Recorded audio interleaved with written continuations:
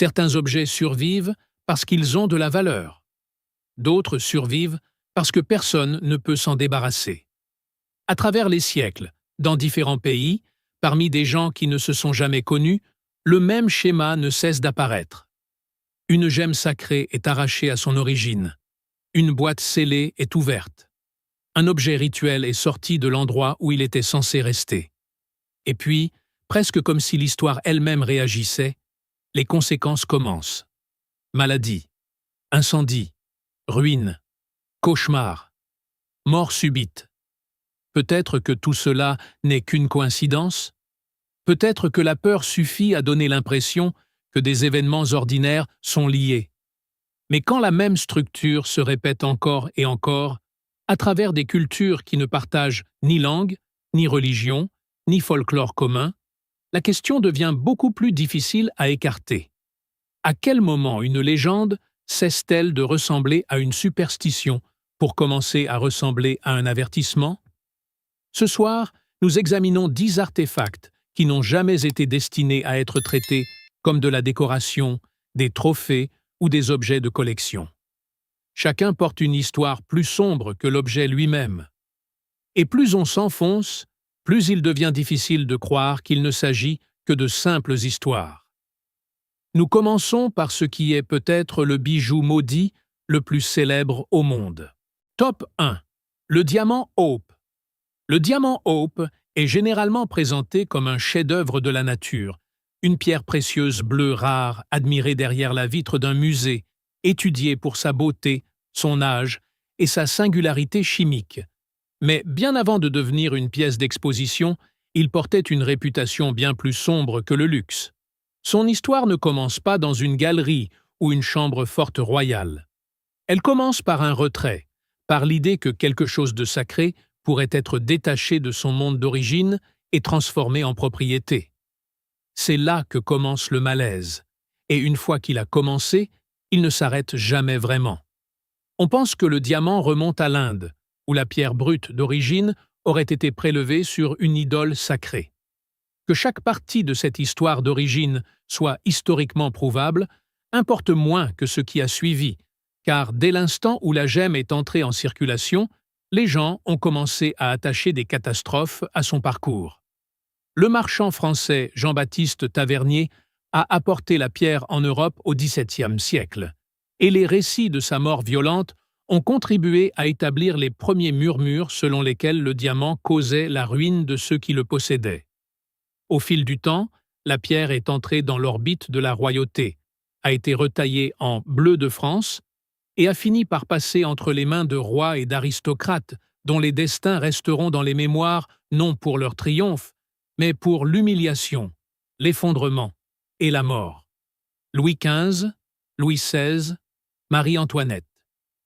Différents rôles, différents moments de l'histoire, et pourtant tous absorbés par la mythologie grandissante d'un joyau qui semblait laisser la destruction derrière lui. Des siècles plus tard, le même schéma est apparu à nouveau dans la société moderne. En 1911, Evelyn Walsh McLean portait le diamant Hope de 45,52 carats, récemment acquis, comme s'il était le symbole ultime de son statut.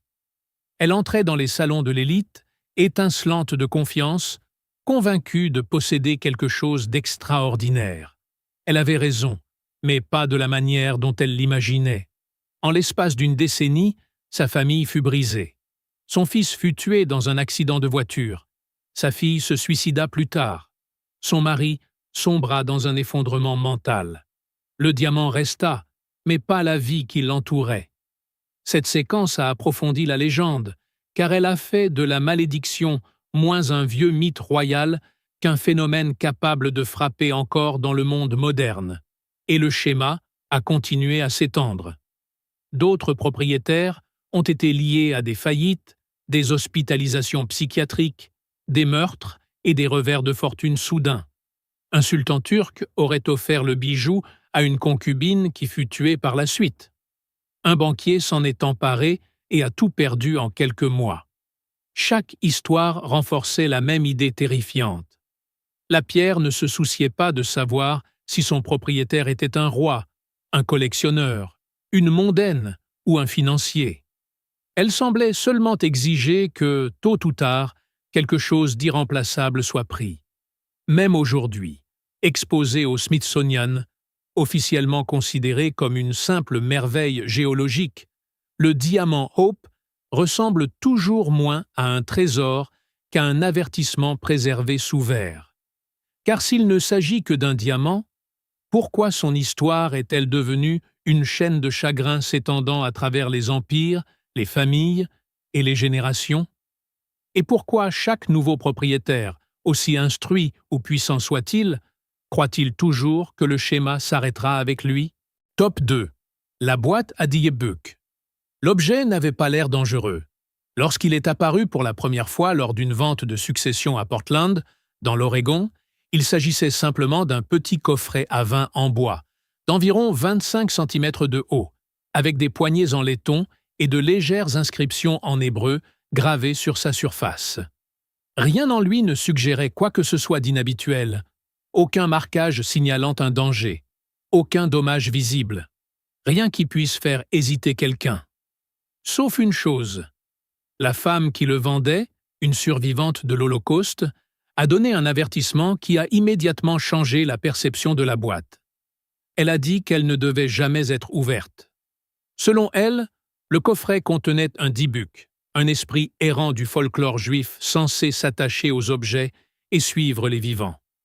Cette déclaration semblait extrême, presque théâtrale. Il était facile de l'écarter. Et c'est exactement ce qui s'est passé.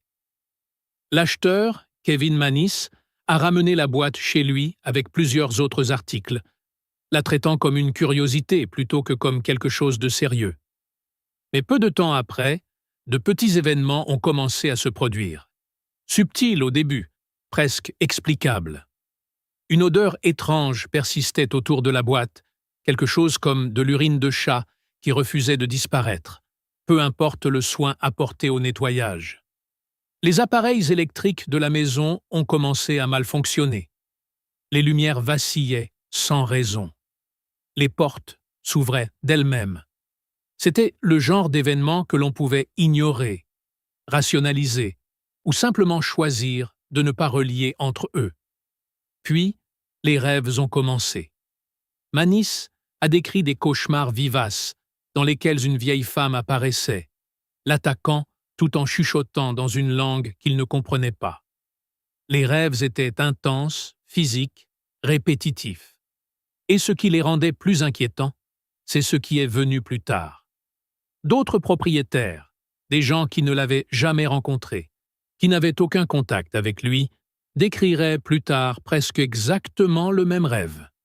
La même silhouette, la même pression, la même sensation d'être immobilisé, tandis que quelque chose d'invisible observait juste au-delà des limites de la conscience. Finalement, Mannis ouvrit la boîte. À l'intérieur, il n'y avait rien qui semblait menaçant. Un bouton de rose séché, une mèche de cheveux, une statuette en granit, une coupe à vin dorée. Des objets ordinaires, inoffensifs, du moins en surface. Mais peu de temps après l'avoir ouverte, Mannis a subi un épisode médical soudain ressemblant à un accident vasculaire cérébral, altérant temporairement sa vision et sa parole. Le même jour, sa mère, qui n'avait manipulé la boîte que brièvement, a subi une grave crise de santé. Le timing était trop précis pour être ignoré, mais encore trop flou pour être expliqué. Il décida de s'en débarrasser. La boîte fut vendue en ligne, accompagnée d'un avertissement détaillé décrivant tout ce qui s'était passé. Mais s'en séparer ne mit pas fin au schéma. Chaque nouveau propriétaire rapportait quelque chose de différent, mais étrangement similaire dans sa structure. Une anxiété soudaine, une perte de cheveux, des nuées de mouches apparaissant et disparaissant sans explication. Le même cauchemar récurrent. Encore et encore, les gens essayaient de jeter la boîte. Et encore, ils affirmaient qu'elle revenait, ou qu'elle résistait à l'idée d'être jetée, comme s'il s'agissait moins d'un objet que d'une présence qui refusait d'être abandonnée. Les sceptiques soutiennent que la boîte à Dybbuk n'est rien de plus qu'une légende moderne, un cas de suggestion amplifiée par Internet. Et dans des circonstances normales, cette explication suffirait. Mais ce qui rend ce cas difficile à écarter n'est pas une histoire unique, c'est la cohérence. Les mêmes symptômes, le même rêve, la même séquence d'événements se répétant chez des personnes qui n'avaient aucune raison de s'influencer mutuellement. Si ce n'est qu'une boîte faite de bois et de métal, alors pourquoi tous ceux qui la possèdent décrivent-ils la même expérience? De la même manière? Et plus important encore, pourquoi semble-t-il si difficile pour quiconque de s'en débarrasser véritablement? Top 3. Le saphir violet de Delhi. Certains objets maudits inspirent la peur par leur apparence. Celui-ci, non. Le saphir violet de Delhi n'était pas énorme, ni visuellement écrasant, ni manifestement sinistre. En fait, ce n'était même pas un vrai saphir. Les minéralogistes l'identifieront plus tard comme une améthyste, une pierre précieuse qui, d'un point de vue scientifique, était ordinaire, stable et inoffensive. Mais ce qui rendait cette pierre effrayante n'a jamais été sa composition. C'était la traînée d'effondrement qui semblait se former autour d'elle, comme si chaque tentative de la posséder entraînait une autre vie dans la même spirale descendante. Son histoire commence en 1857, pendant la rébellion indienne, une période déjà saturée de violence, de chaos et de rupture. Un officier de cavalerie britannique, le colonel W. Ferris, subtilisa la gemme violette dans un temple associé au dieu hindou Indra et la rapporta en Angleterre comme trophée de guerre. Ce détail est important car, dès le début, la pierre n'a pas été acquise par héritage ou par commerce au sens ordinaire. Elle a été prise, retirée d'un cadre sacré et réaffectée comme une possession. Et à partir de ce moment, presque tous les récits qui lui sont rattachés commencent à changer de ton. Le langage devient moins celui de la propriété que celui de l'avertissement. Peu après son retour en Angleterre, Ferris subit une ruine financière et un déclin rapide de sa santé. À sa mort, la pierre passa à son fils aîné, qui la traita comme un trésor familial, plutôt que comme un danger. Mais le résultat fut presque identique. Il perdit son entreprise, tomba dans une maladie chronique et passa le reste de sa vie dans la pauvreté. À ce stade, il aurait encore été facile d'y voir une coïncidence. Des familles s'effondrent, des entreprises font faillite, des gens tombent malades. L'histoire est pleine de tragédies qui ne nécessitent aucune explication surnaturelle. Mais la pierre continua de circuler, et chaque fois, le même schéma revenait.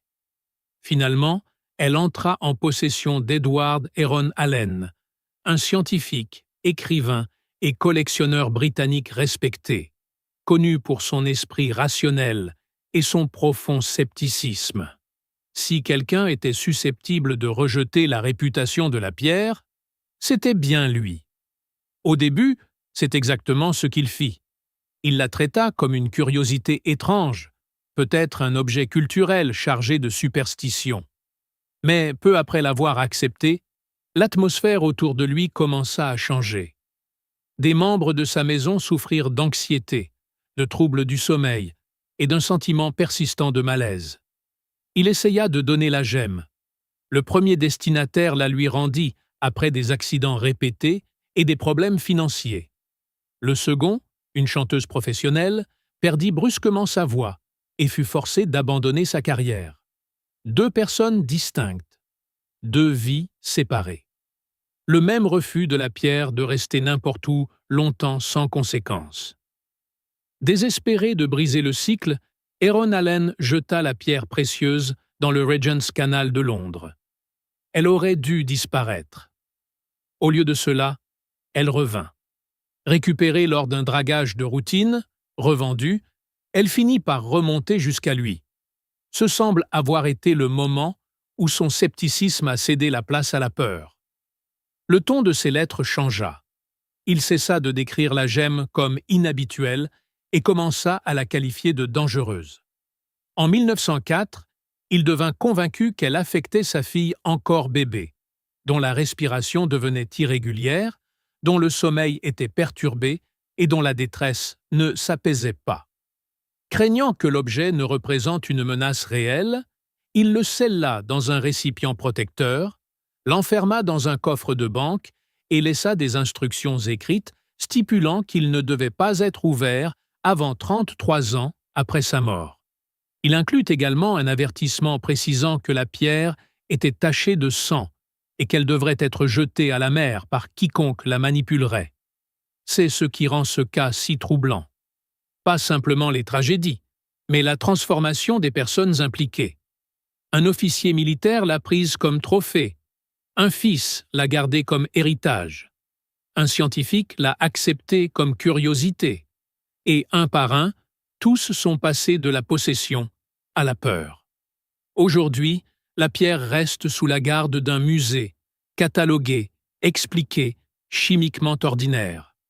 Mais s'il ne s'agissait vraiment que d'une améthyste mal étiquetée, pourquoi un homme formé à faire confiance aux preuves est-il devenu si certain qu'elle devait être isolée du monde? Et que s'est-il passé dans cette maison pour le convaincre de ne plus jamais la laisser toucher une autre vie? Top 4. Le tableau du garçon qui pleure. Tous les objets maudits ne sont pas rares. Certains deviennent terrifiants précisément parce qu'ils sont ordinaires. C'est ce qui a rendu le tableau du garçon qui pleure si dérangeant. Ce n'était pas un chef-d'œuvre unique caché dans un coffre privé. C'était une reproduction produite en série, peu coûteuse, familière et largement vendue pour les foyers ordinaires. Il était accroché au mur des salons, des couloirs et des escaliers, entouré par la vie quotidienne. Cela aurait dû le rendre inoffensif. Au lieu de cela a rendu le schéma plus difficile à ignorer, car quand la peur a commencé à s'accumuler autour de ce tableau, cela ne se passait pas dans un seul endroit isolé. Cela se produisait encore et encore, foyer après foyer, chez des gens qui ne s'étaient jamais rencontrés. L'image elle-même était simple. Un jeune garçon triste, les yeux mouillés de larmes, fixant directement le spectateur. Elle a été créée par l'artiste italien Bruno Amadio sous le nom de Giovanni Bragolin et est devenue particulièrement populaire dans les foyers britanniques au cours des années 1970 et 1980. Rien en elle, du moins au premier coup d'œil, ne suggérait un danger. Elle semblait sentimentale, voire décorative. Mais en 1985, après qu'une vague d'incendies domestiques eut balayé le nord de l'Angleterre, les pompiers et les propriétaires ont commencé à remarquer quelque chose qui donnait au tableau une signification totalement différente. Encore et encore, après que les flammes eurent de consumer les meubles, les rideaux, les tapis et des pièces entières, la même image était retrouvée intacte. Pas seulement moins endommagée que les objets environnants, mais parfois presque parfaitement préservée. Aucune brûlure grave, aucun dommage visible dû à la fumée. Dans certains cas, elle était retrouvée face contre terre au milieu des décombres, intacte, alors que tout le reste était devenu cendre. Au début, ce genre de détail ressemble au type d'exagération que les gens font après une tragédie. Mais ce qui a changé l'histoire, c'est la répétition. Différentes villes, différentes familles, différentes causes d'incendie. Et pourtant, le même objet réapparaissait systématiquement par la suite comme un témoin refusant d'être détruit. Les pompiers ont commencé à en parler entre eux. Discrètement d'abord, puis plus ouvertement. Un officier, cité anonymement, aurait affirmé avoir vu le même tableau survivre à 5 incendies distincts. Que chaque récit soit parfaitement exact ou non finit presque par ne plus importer à ce stade, car le mythe ne reposait plus sur un événement unique. Il reposait sur l'accumulation. Chaque nouvel incendie se rattachait à tous ceux qui l'avaient précédé, jusqu'à ce que le tableau ne paraisse plus du tout décoratif. Il a commencé à être perçu comme une signature, puis la presse s'en est mêlée. En septembre 1985, un tabloïd britannique a publié l'histoire sous un titre qui a aidé à transformer le malaise en hystérie nationale. Soudain, le garçon qui pleure n'était plus seulement une étrange reproduction rescapée, c'était le tableau maudit. La peur du public a escaladé rapidement.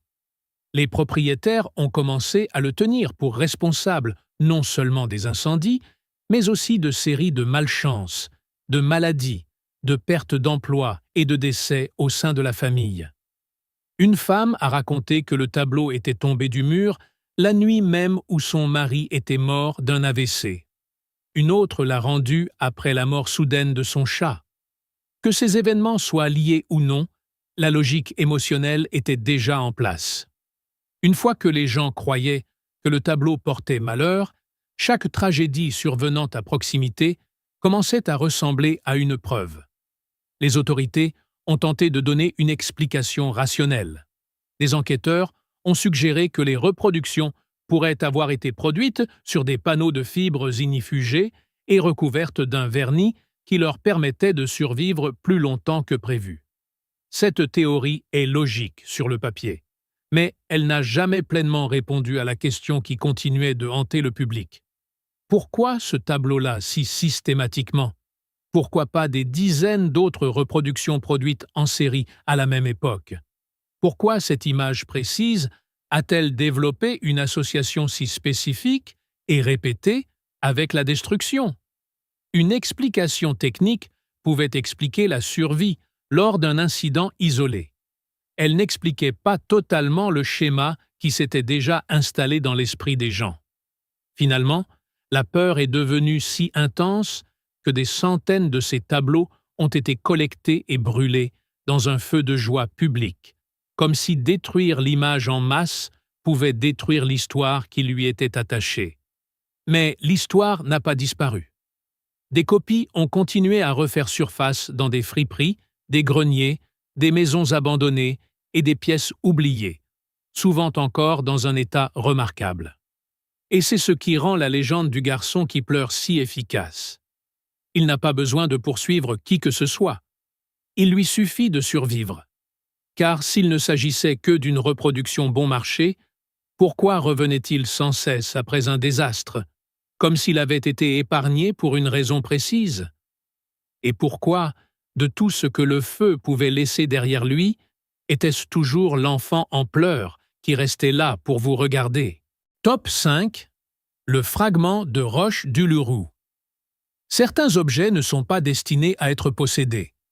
Non pas parce qu'ils sont rares, fragiles ou historiquement précieux, mais parce qu'ils appartiennent à un lieu d'une manière qui ne peut être séparée sans conséquence. Les fragments de roche d'Uluru sont l'un des exemples les plus clairs de cette idée.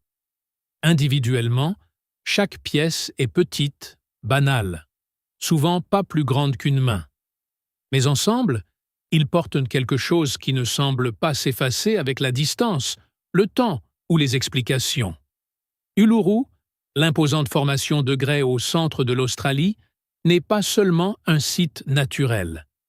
Pour le peuple Anangu, c'est un lieu sacré tissé d'histoire, de lois et d'identité.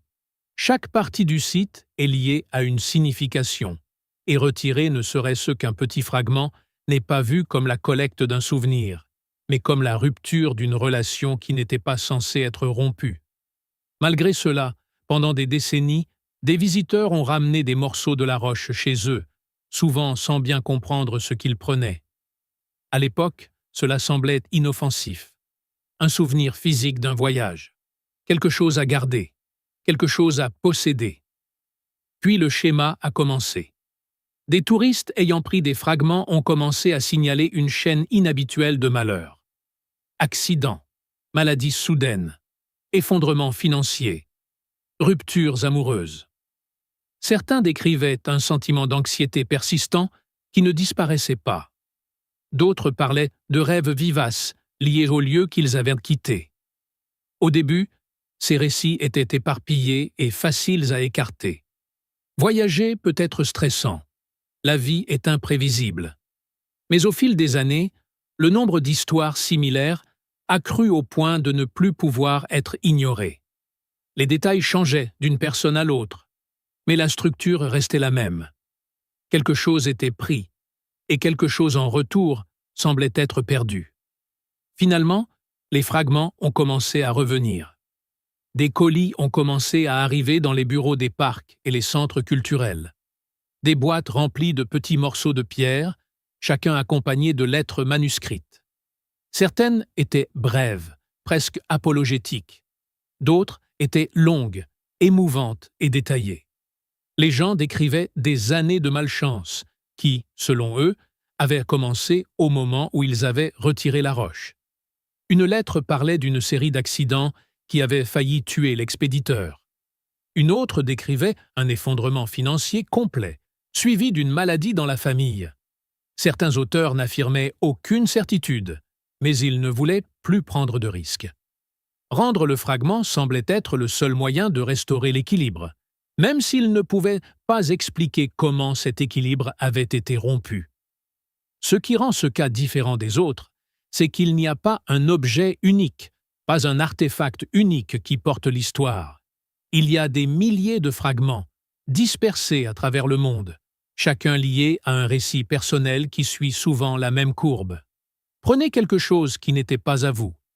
Vivez un changement qui ne peut être clairement expliqué. Et finalement, ressentez le besoin d'annuler l'acte, même si cela signifie admettre que quelque chose, au-delà de la logique, pourrait être impliqué.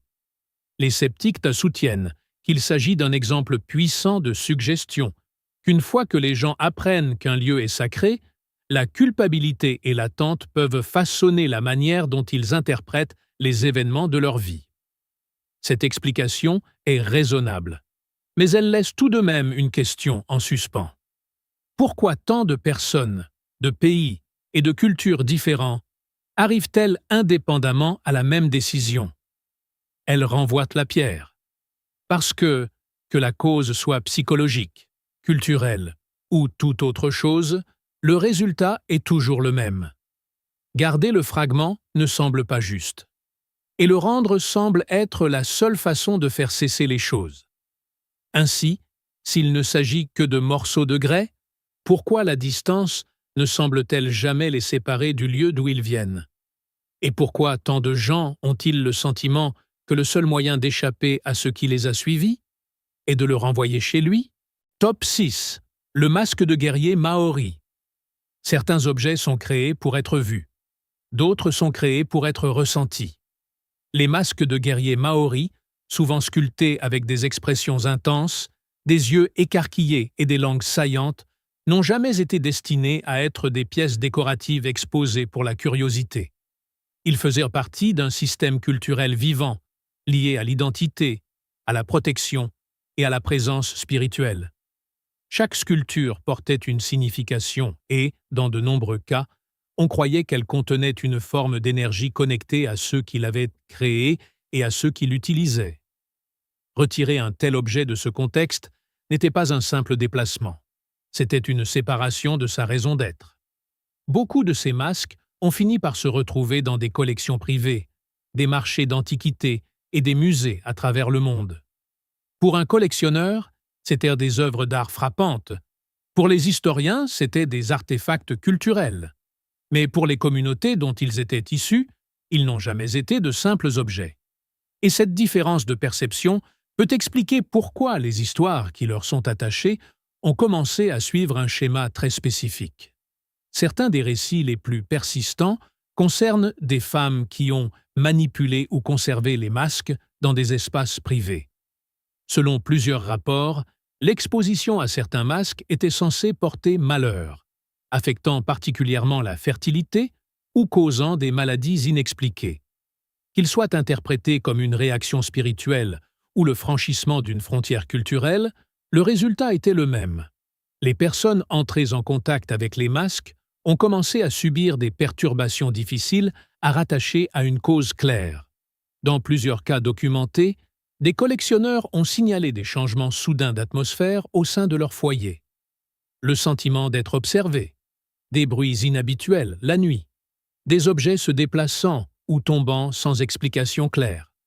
Certains ont décrit des rêves récurrents impliquant des silhouettes qu'ils ne reconnaissaient pas, souvent accompagnés d'une sensation de pression ou de peur qui persistait longtemps après le réveil. D'autres ont ressenti une anxiété prolongée qui semblait se concentrer autour de la présence du masque lui-même, comme si l'objet n'était pas passif, mais influençait activement son environnement. Les musées, au fil du temps, ont commencé à prendre ces préoccupations au sérieux, non pas nécessairement comme la preuve de quoi que ce soit de surnaturel, mais comme la reconnaissance que ces objets portaient une signification culturelle qui ne pouvait être ignorée. Certaines institutions ont imposé des restrictions sur les personnes autorisées à manipuler certains articles. D'autres les ont exposés avec des avertissements contextuels, reconnaissant qu'ils n'étaient pas simplement de l'art, mais faisaient partie d'un système de croyances qui continuait d'exister. Dans certains cas, des demandes ont été faites pour le retour de ces masques à leur communauté d'origine, afin qu'ils puissent retrouver le rôle qu'ils étaient destinés à remplir. Ce qui rend le masque de guerrier maori différent des autres éléments de cette liste, c'est que l'avertissement ne survient pas seulement après qu'il s'est passé quelque chose. Il existe dès le début. La signification est déjà ancrée dans l'objet, bien avant qu'il ne soit retiré, vendu ou exposé. Les conséquences, si elles apparaissent, ne semblent pas aléatoires. Elles semblent être le résultat d'une rupture d'équilibre. Les sceptiques peuvent soutenir que ces expériences sont façonnées par l'attente qu'une fois que l'on dit aux gens qu'un objet porte une signification, leur perception commence à changer. C'est un point de vue valable. Mais cela laisse une question plus profonde sans réponse. Pourquoi tant de ces objets, provenant de lieux, de cultures et de traditions totalement différents, semblent-ils répondre de la même manière lorsqu'ils sont retirés de l'endroit où ils appartiennent? Et si le masque n'était jamais censé être séparé de son origine, qu'est-ce qui continue exactement de le suivre longtemps après qu'il a été emporté? Top 7. Le miroir de temple japonais. Les miroirs ne sont pas censés rien garder. Ils reflètent. Ils montrent ce qui est devant eux.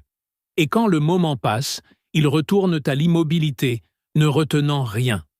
Mais dans de nombreuses traditions, en particulier dans certaines régions du Japon, les miroirs n'ont jamais été perçus comme des surfaces vides.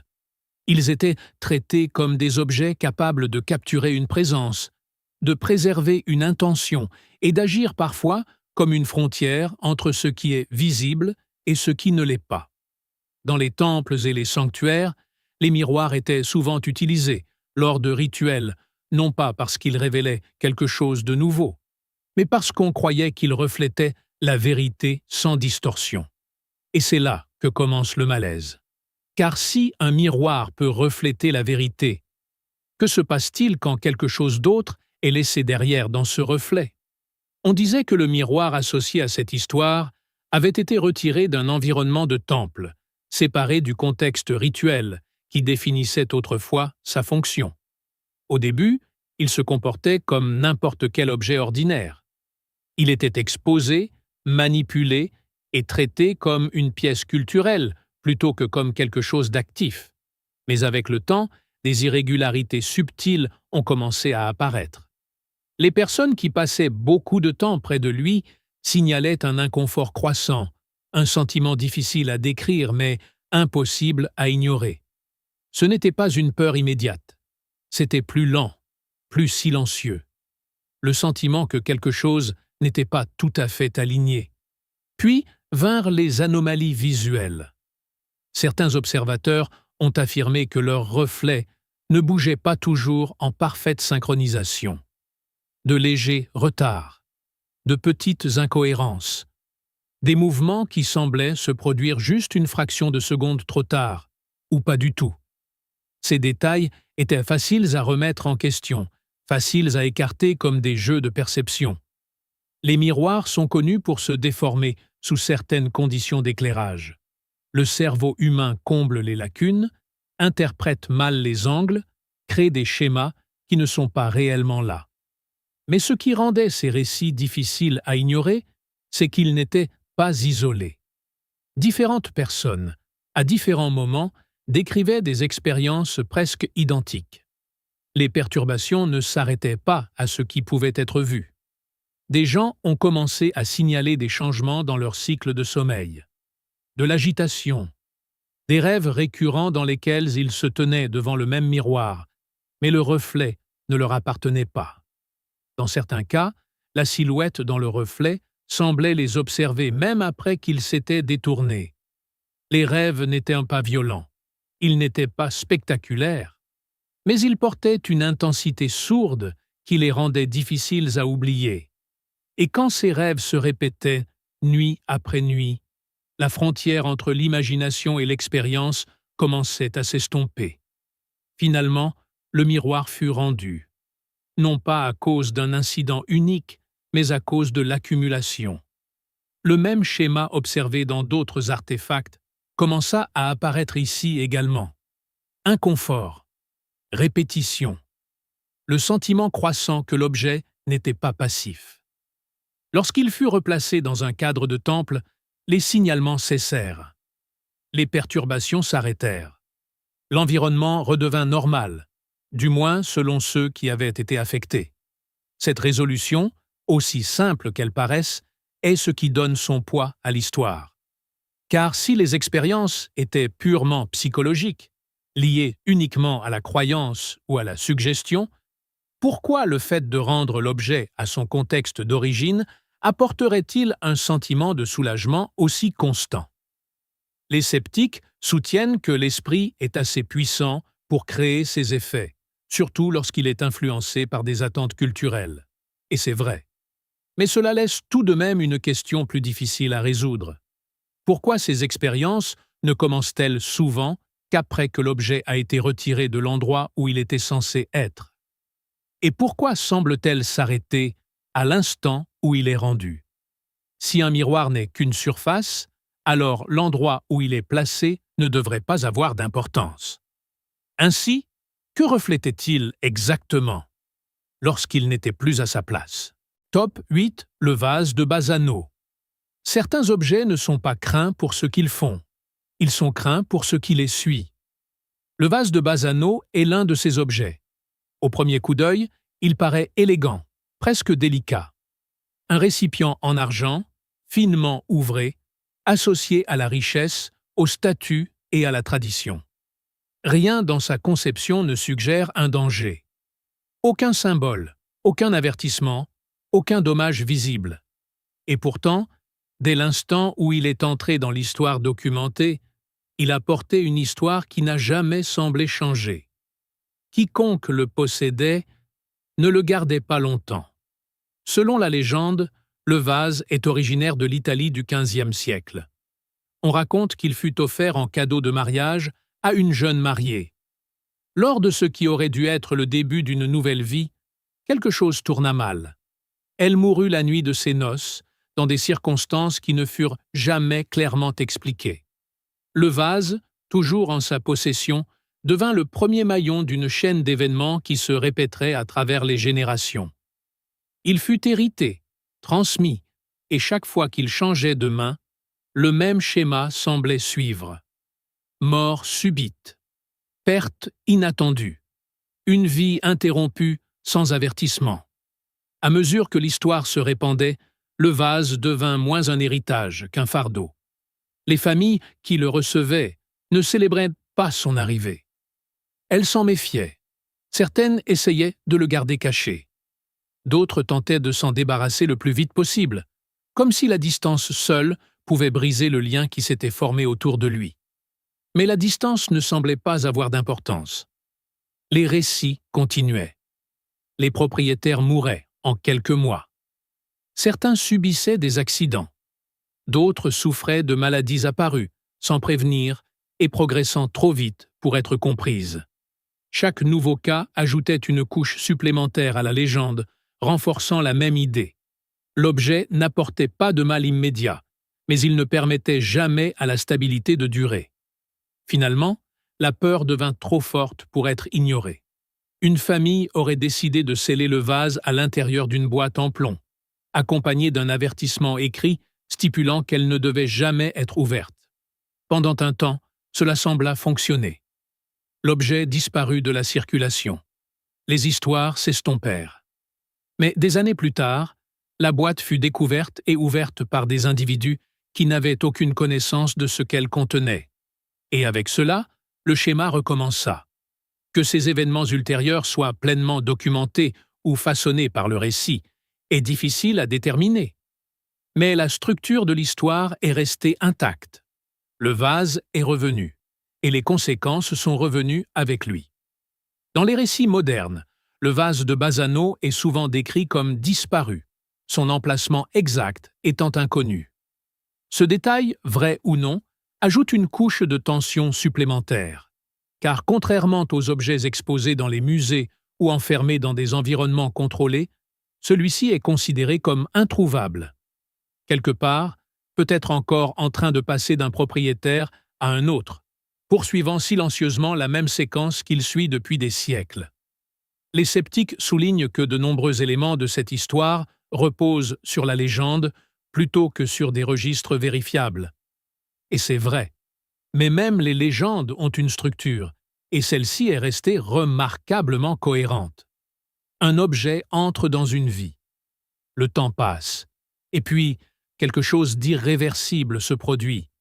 Si le vase n'est que de l'argent, façonné par la main de l'homme, il devrait alors se comporter comme n'importe quel autre objet. Alors, pourquoi chaque version de son histoire se termine-t-elle de la même façon? Et s'il n'a vraiment aucun pouvoir? Pourquoi tant de gens ont-ils décidé qu'il était plus sûr de l'enfermer que de le garder? Top 9. La figurine maudite en terre cuite. Certains objets ne sont pas porteurs de peur à cause de leur histoire. Ils portent la peur à cause de ce qu'ils semblent représenter. La figurine en terre cuite, dans ce cas précis, était petite, passait facilement inaperçue et, au premier abord, paraissait presque insignifiante. Elle ne provenait pas d'une collection royale ou d'une fouille célèbre. Elle n'était pas largement connue, ni exposée dans de grandes institutions, et n'était associée à aucun événement spectaculaire. Et pourtant, au fil du temps, elle fut liée à une série d'expériences difficiles à expliquer et encore plus difficiles à écarter. On pensait que la figurine provenait d'un ancien site funéraire, faisant peut-être partie d'une pratique rituelle destinée à accompagner les morts. Les objets de ce type n'étaient pas décoratifs. Ils étaient fonctionnels au sein d'un système de croyances, placés avec intention, souvent destinés à remplir un rôle s'étendant au-delà du monde physique. Retirer un tel objet de son cadre d'origine peut paraître inoffensif d'un point de vue moderne, mais, dans le contexte d'où il venait, cet acte pouvait être interprété comme la perturbation de quelque chose de soigneusement structuré. Après sa découverte, la figurine passa entre des mains privées. À ce moment-là, elle était traitée comme une curiosité, quelque chose d'inhabituel, mais pas nécessairement dangereux. Cette perception commença à changer lorsque les premiers rapports firent surface. Le propriétaire décrivit un sentiment persistant de malaise centré autour de l'objet. Ce n'était pas constant, mais cela revenait à des moments précis, souvent tard dans la nuit, quand l'environnement était calme. Les ombres semblaient bouger d'une manière qui ne correspondait pas à la lumière disponible. De petits bruits apparaissaient sans source claire. Ces détails étaient oubliables en apparence, mais ils s'accumulèrent, modifiant progressivement la façon dont l'objet était perçu. Puis vinrent les rêves. Le propriétaire fit état de visions récurrentes dans lesquelles la figurine paraissait plus grande que sa taille réelle, se tenant debout, positionnée à distance, mais toujours tournée directement vers lui. Dans ses rêves, il n'y avait aucun mouvement, aucune action, seulement une présence. La même image se répétait nuit après nuit, créant un sentiment de familiarité qui rendait la figurine de plus en plus difficile à ignorer. Avec le temps, les rêves commencèrent à ressembler moins à de l'imagination qu'à une continuation, comme si quelque chose était transporté d'une nuit à la suivante. Lorsque la figurine fut transmise à une autre personne, le schéma ne disparut pas. Il changea légèrement, mais la structure resta. Le nouveau propriétaire signala une progression similaire. Au début, rien d'inhabituel. Puis, un inconfort croissant. Puis, des perturbations qui ne pouvaient être facilement expliquées. Le détail le plus frappant n'était pas les événements eux-mêmes, mais leur cohérence. Des récits indépendants décrivant des expériences presque identiques, malgré l'absence de lien direct entre les personnes impliquées. Finalement, la figurine fut retournée sur le site où elle avait été initialement trouvée. Selon des rapports ultérieurs, les perturbations cessèrent. L'environnement redevint normal. Aucun autre incident ne fut enregistré après cela. Cette résolution, aussi simple qu'elle paraisse, est ce qui donne son poids à l'histoire, car elle suggère que l'objet lui-même n'agissait pas seul. Son effet dépendait peut-être entièrement du fait qu'il n'était plus à sa place. Les sceptiques soutiennent qu'il s'agit d'un exemple clair d'attente façonnant la perception, qu'une fois qu'un objet est considéré comme lié à quelque chose d'antique ou de rituel, l'esprit commence à interpréter les expériences ordinaires différemment. Cette explication est raisonnable. Mais elle laisse tout de même une question difficile à résoudre. Pourquoi tant de ces histoires se terminent-elles de la même manière? L'objet est rendu. Les perturbations s'arrêtent. Et quoi que ce soit qui l'ait suivi, ne le suit plus. Si la figurine n'était que de l'argile, façonnée et cuite il y a des milliers d'années, son retrait ne devrait alors rien changer. Alors pourquoi le fait de la remettre en place semble-t-il tout changer? Top 10. Le masque de feu africain. Certains objets ne sont pas simplement liés au rituel. Ils sont construits pour lui. Le masque de feu africain, tel qu'il est souvent décrit, n'a jamais été destiné à exister en dehors de l'environnement dans lequel il a été créé. Il faisait partie de cérémonies impliquant la transformation, la protection et la communication avec des forces qui n'étaient pas censées être approchées avec légèreté. Les matériaux, les symboles et la conception étaient choisis dans un but précis, et non pour l'esthétique. Chaque détail avait un rôle. Et lorsque ces détails sont séparés du système auquel ils appartiennent, l'objet ne devient pas neutre, il devient incomplet. À un moment donné, l'un de ces masques fut retiré de son cadre d'origine et passa entre les mains de collectionneurs. Comme beaucoup d'objets sur cette liste, il fut redéfini. N'étant plus l'élément fonctionnel d'un rituel, il devint un artefact, quelque chose à exposer, à étudier, à posséder. Ce changement peut paraître inoffensif, mais il marqua le début d'un schéma qui se répéterait d'une manière difficile à ignorer. Les premiers rapports étaient liés aux environnements physiques. Les pièces où le masque était conservé subissaient des augmentations de température inexpliquées. De petits incendies se déclaraient sans source d'inflammation claire. Des objets qui n'avaient pas été déplacés commençaient à montrer des signes de dommages causés par la chaleur. Au début, ces incidents furent attribués à des problèmes électriques, à un câblage défectueux ou à des facteurs environnementaux. Mais quand les mêmes types d'événements commencèrent à apparaître dans différents lieux, sous différentes conditions, l'explication devint moins solide. Les détails variaient, mais la structure restait la même. Chaleur, feu, des dommages qui ne correspondaient à aucune cause claire. Puis les effets devinrent plus personnels. Les propriétaires décrivirent des rêves intenses impliquant des flammes, souvent accompagnées d'une sensation de chaleur qui semblait réelle même après le réveil. Certains racontèrent s'être réveillés avec une odeur de fumée, dans des pièces où rien n'avait brûlé.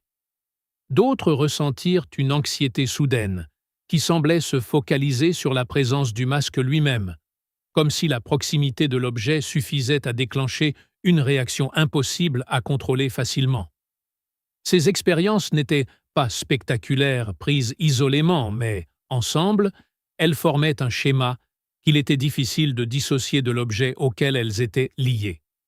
Dans plusieurs cas, des tentatives furent faites pour retirer ou jeter le masque. Les résultats furent incohérents, mais ils suivaient une structure familière. Les perturbations continuaient ou s'intensifiaient. Ce n'est que lorsque le masque fut placé dans un cadre ressemblant à son contexte d'origine que les signalements commencèrent à cesser. Cette résolution reflète ce qui a été observé avec d'autres artefacts de cette liste. Pas de destruction, pas de confinement, mais un retour. Ce qui rend le masque de feu africain particulièrement inquiétant, c'est que les effets qui lui sont associés correspondent étroitement à la fonction qu'il servait autrefois. Feu, transformation, énergie, présence. Les éléments mêmes qui définissaient son rôle dans le rituel apparaissent à nouveau lorsqu'il est retiré de ce rôle, comme si la fonction n'avait pas disparu, mais avait perdu sa direction. Les sceptiques soutiennent que ces récits peuvent s'expliquer par des facteurs environnementaux, une influence psychologique ou une coïncidence. Et dans de nombreux cas individuels, cela peut être vrai. Mais à travers de multiples témoignages dans différents endroits, chez des personnes sans lien entre elles, la même structure apparaît encore et encore. Un objet est pris. Il est placé là où il n'a pas sa place. Et quelque chose commence à se produire qui ne peut être facilement annulé. Si le masque est seulement du bois, du pigment et une forme sculptée, il devrait alors rester passif, quel que soit l'endroit où il est placé. Alors pourquoi semble-t-il se comporter différemment? Dès qu'il n'est plus là où il était censé être. Et si le fait de le rendre rétablit l'équilibre, qu'est-ce qui a été perturbé au juste, au départ? À travers tous ces artefacts, les détails changent. Différentes cultures, différents matériaux, différents points de l'histoire. Mais la structure reste la même. Quelque chose est retiré de l'endroit où il appartient. Il est redéfini, exposé, possédé ou ignoré. Et puis, lentement, quelque chose commence à suivre. Peut-être que tout cela peut s'expliquer. Psychologie, coïncidence, reconnaissance de schémas, ou peut-être que ces objets ne sont pas dangereux à cause de ce qu'ils sont, mais à cause de ce qui arrive lorsqu'ils sont retirés de l'endroit qu'ils n'auraient jamais dû quitter. Parce que si chaque histoire se termine de la même manière, par le retour de l'objet, alors peut-être que la vraie question n'est pas de savoir si la malédiction est réelle. Mais pourquoi, à travers le temps et à travers le monde, les gens continuent d'essayer de renvoyer ces choses?